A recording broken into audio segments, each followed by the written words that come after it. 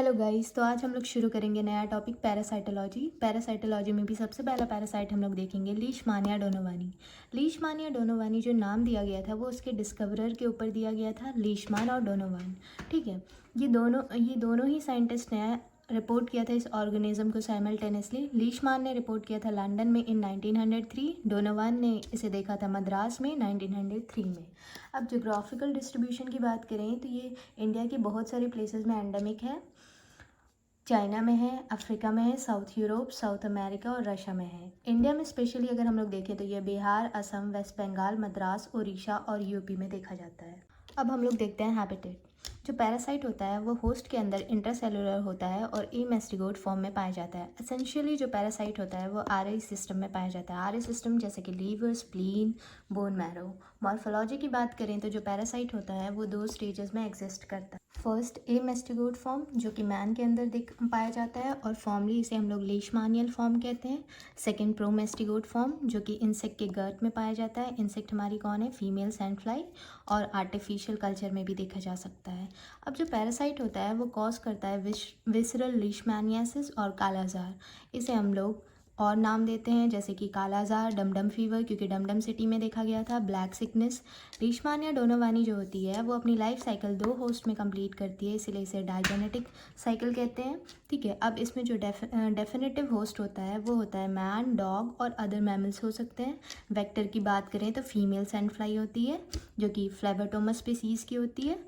Infective form की बात करें तो मैन के लिए जो इन्फेक्टिव फॉर्म होता है वो प्रोमेस्टिगोट फॉर्म होता है जो कि पाया जाता है मिडगट ऑफ फीमेल सैंडफ्लाई। अब मोड ऑफ ट्रांसमिशन की बात करें तो ह्यूमंस को कैसे एक्वायर होता है ये इन्फेक्शन?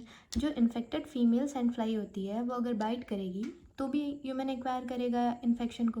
ठीक है, सेकेंड होता है कि मदर से फेटस के थ्रू, या थर्ड ये भी हो सकता है कि ब्लड ट्रांसफ्यूज़न के समय में भी हो सकता है। ठीक है, और एक लास्ट केस ये भी होता है कि एक्सीडेंटल इनोकुलेशन के समय में जब लैब में हम लोग कोई इन्फेक्शन होता है, ठीक है, तो वो ट्रांसमिशन भी शो करता है। अब हम लोग बात करते हैं इंक्यूबेशन पीरियड की। इंक्यूबेशन पीरियड क्या होता है? इंक्यूबेशन पीरियड की जब फीमेल सैंडफ्लाई बाइट किया और उसके बाद जब फर्स्ट सिम्टम अपीयर किया, ये यूजुअली जो होती है वो 2 से 8 महीने की होती है, लेकिन ओकेजनली ये शॉर्ट हो सकता है 10 दिन के लिए भी और लॉन्गेस्ट 2 साल के लिए भी हो सकता है। अब हम देखेंगे एमेस्टिगोट स्टेज। एमेस्टिगोट फॉर्म जो होता है उसे हम लोग एलडी बॉडीज़ भी कहते हैं, लीशमानिया डोनोवानी बॉडी। ये ओवॉइड होता है और राउंडेड होता है शेप में। इसकी जो साइज़ होती है वो 2 से 4 माइक्रोमीटर होती है। टिपिकली ये इंट्रासेलुलर होता है और देखा जाता है माइक्रोफेज के अंदर, मोनोसाइट्स के अंदर, न्यूट्रोफिल्स के अंदर। स्मीयर, अगर जो इसका स्मीयर है उसे हम स्टेन करें तो वो किसे किसे करेंगे? लीशमैन से करेंगे, जिम्सा स्टेन से करेंगे और राइट स्टेन से करेंगे। ठीक है, तो जो स्टेनिंग के बाद जो इसका साइटोप्लाज्म होगा वो पेल ब्लू कलर का अपीयर करेगा और जो इसका न्यूक्लियस होता है वो लार्ज ओवल होता है और रेड कलर का अपीयर करेगा। काइनेटोप्लास्ट की बात करेंगे तो ये रेड और पर्पल कलर का दिखता है और हमेशा ही ये लाई करता है न्यूक्लियस के राइट एंगल पे। ठीक है, अब जो काइनेटोप्लास्ट होता है इसमें वो कंसिस्ट करता है डीएनए कंटेनिंग बॉडी और माइक्रोकॉन्ड्रियल स्ट्रक्चर को। ठीक है, अब हम लोग बात करते हैं, अब हम लोग देखते हैं कि जो एक्सोनिम होता है वो हमेशा फ्लैजेलम का रूट रिप्रेजेंट करता है। ठीक है, और ये हमेशा एक्सटेंड करता है काइनेटोप्लास्ट से और मार्जिन ऑफ द बॉडी तक। ठीक है, अब वैक्यूल की बात करते हैं तो वैक्यूल कभी भी स्टेनिंग नहीं शो करता है, वो हमेशा क्लियर होता है और हमेशा लाई करता है अलॉन्ग साइड एक्सोनिम। ठीक है, अब हम लोग एमेस्टिगोट के फिगर पे आते हैं। इसमें हम लोग देखेंगे जो हमने पढ़ा है वो सेम इसमें दिख रहा है कि नहीं। तो जब हमने स्टेनिंग करी तो जो हमारा काइनेटोप्लास्ट होता है वो कैसा दिखेगा? पर्पल या रेड कलर का स्टेन। तो यहाँ पे मेरा जो है वो पर्पल स्टेन शो कर रहा है। ठीक है, अब मैं आपको बताती हूँ कि जो काइनेटोप्लास्ट होता है वो 2 पार्ट्स से बना होता है। एक होता है ब्लेफेरोप्लास्ट और दूसरा होता है पैराबेसल बॉडी। ठीक है, दोनों ही कैसा स्टेन शो कर रहा है? पर्पल। ठीक, और जो न्यूक्लियस है वो हमारा लार्ज है। ठीक है, और ये कैसा शो कर रहा है? रेड कलर का स्टेन शो कर रहा है। और ये जो हमारा तीसरा वैक्यूल जो था वो कोई भी स्टेन नहीं शो कर रहा था, वो एकदम क्लियर होता है। ठीक है, और ये हमारा एक्सोनिम है। अब सेकेंडली हम लोग बात करते हैं प्रोमेस्टिगोट स्टेज की। प्रोमेस्टिगोट फॉर्म जो होता है वो फीमेल सैंडफ्लाई में पाया जाता है और इसमें फ्लैजेला प्रेजेंट होता है। ये जो स्टेज पाया जाता है वो इंसेक्ट और कल्चर में देखा जाता है।